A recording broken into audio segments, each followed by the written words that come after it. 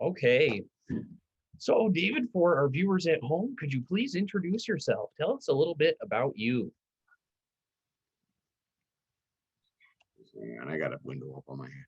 Sure.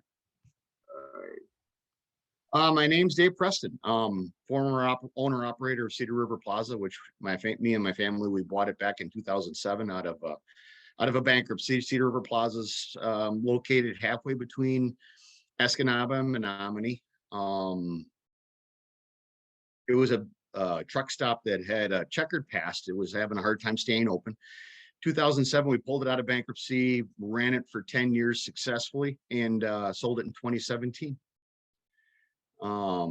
After that, the local sheriff convinced me to run for county commissioner, which I did, and was successfully won my primary and my election, and was subsequently reelected.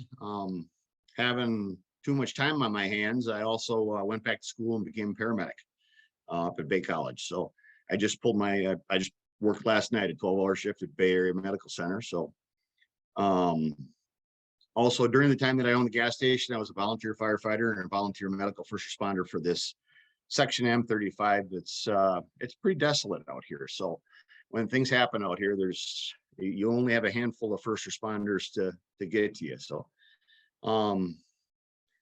on the county board, I also serve on the Menominee Delta County Health Department Board of Health, County Finance Committee, and the County Fair Board. And I'm also an 8-year commissioner on the Elder Delta Electrical Cooperative Board of Directors. Yeah, sure. Thank you. Sounds like it definitely keeps you busy. So tell me a little bit more about how your background has led you to running for this race. I'm sorry you cut out there, Jess.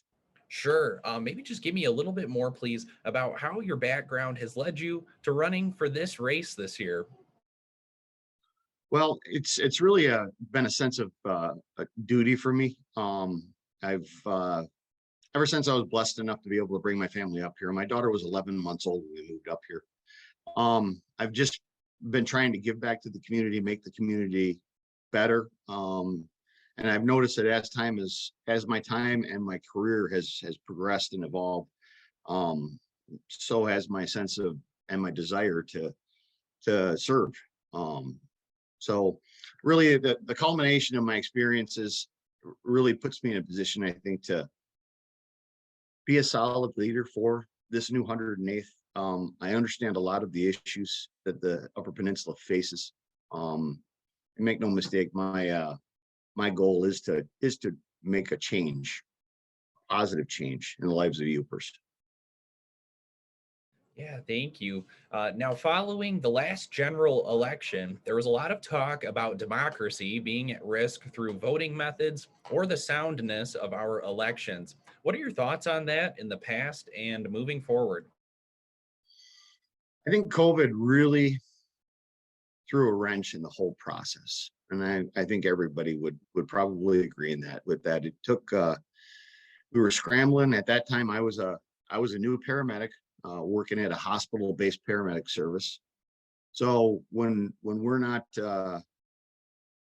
when ones we're actually providing patient care, it was a scary time. It was a scary time for me. I didn't know anything about the disease, and the election, it crept up right in the middle of that pandemic and created a lot of uncertainty. And I do believe that there was probably some fraud that existed. In fact, I know there was. I've watched it firsthand in previous businesses that I've owned down in Milwaukee. So fraud is there. Anybody that thinks it's not is just not being honest. Fraud is in a lot of things in life. To the extent that it affects the election, I'm not in a position to be able to say. But I do have faith in our election system, and I have faith in this election coming up, because with COVID out of the way, things starting to return back to normal, people being able to have access and provide the check and balance that's supposed to be there during our election processes. I have faith that this election will be an honest, fair election. I personally think we should just put past in the rear mirror, because we're not gonna move forward. We're not gonna get anything done if we keep looking in the rearview mirror. Thank you. Now, another topic here, with the likelihood of abortion access being on the ballot in November, what's your stance on that proposal? Regarding the 31 law, or what, can you expound Sure. on that a little bit? Yes. So there was a ballot initiative going around collecting signatures to put access to abortion to be, I do believe, amended into the Michigan Constitution to protect that access. What are your thoughts on that proposal being on the ballot in November? The like with likely being on the ballot in November. Um, I'm I'm endorsed by Michigan's Right to Life. I did the 2 mile walk with Delta County Pregnancy Services. I am a 100% Right to Life candidate. Um, that being said, I do have a caveat for in case of the life of the mother. Um, Other than that, I am a pro-life at conception candidate, and for me, that's really a position of no negotiation. I would not be in support of that. Thank you. And now another topic here. So, if elected, what would you do to improve access to mental health care in the Upper Peninsula? Mental health is a is a big priority, and it's a talking point for a lot of people. Being a paramedic, especially a hospital-based paramedic, we deal with mental health. I dealt with mental health last night. I deal with mental health on almost every shift that I work. Um, we've got to stop talking about it, and we've got to start putting together a bipartisan plan to address it. It is woefully underfunded. It is at the heart of a lot of what is sick, a lot of the sickness that is in Michigan and in America. Um, the more we continue to kick that can down the road, the more we put our country and just the health of our state and country in jeopardy. It needs to be addressed. I see it we're a Wisconsin based hospital that serves in Michigan and Wisconsin. So I see the shortcomings on both sides of the border. And it needs to be addressed in a thoughtful, proactive, and a substantive, and I can't emphasize that, a substantive way. Yes, and thank you. And now, if elected, what would you do to improve access to care for seniors in the Upper Peninsula? Senior care is another thing that I deal with a lot as a paramedic. Um, we go into a lot of the congregate living homes, and deal with senior health care on a normal basis. Health that people have asked me, with all the things that you do, Dave, what are you going to hold on to? And I told everybody I am going to hold on to my paramedic position.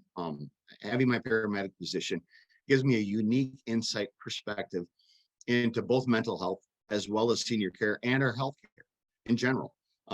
So to the extent of how seniors are treated, um, like right now, I can tell you right now that I've knocked on a lot of doors, and there are a lot of seniors that are very, very afraid. They don't know if they're going to be in their home at this time next year, just due to inflation, tax increases, the cost of groceries, the cost of fuel. They are literally getting priced out of the homes that they own, the homes that they have worked their entire lives for, especially the people that are on fixed incomes, fixed incomes, or the people that are simply trying to make a go of it on Social Security. Right now, it's just untenable. So I will be an advocate for the seniors in regards to healthcare, but much beyond that. The economics also um, are an issue that I think are intertwined with their health. Thank you. And David, this will be my last question. Do you have any message for undecided voters right now?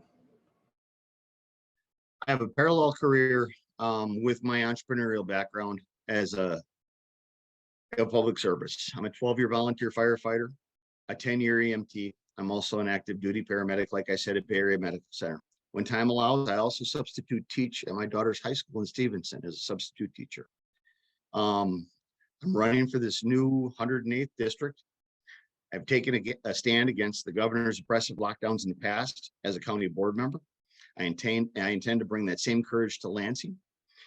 as your representative for this new 108th district, together, I hope to demand accountability, transparency, and make life better for people of the UP. You have my pledge. Great. Well, thank you so much. I really appreciate you meeting up and taking some time today to go over all of these responses. I'm sure everyone will appreciate that. No problem, Jess. I hope the video and audio went through well.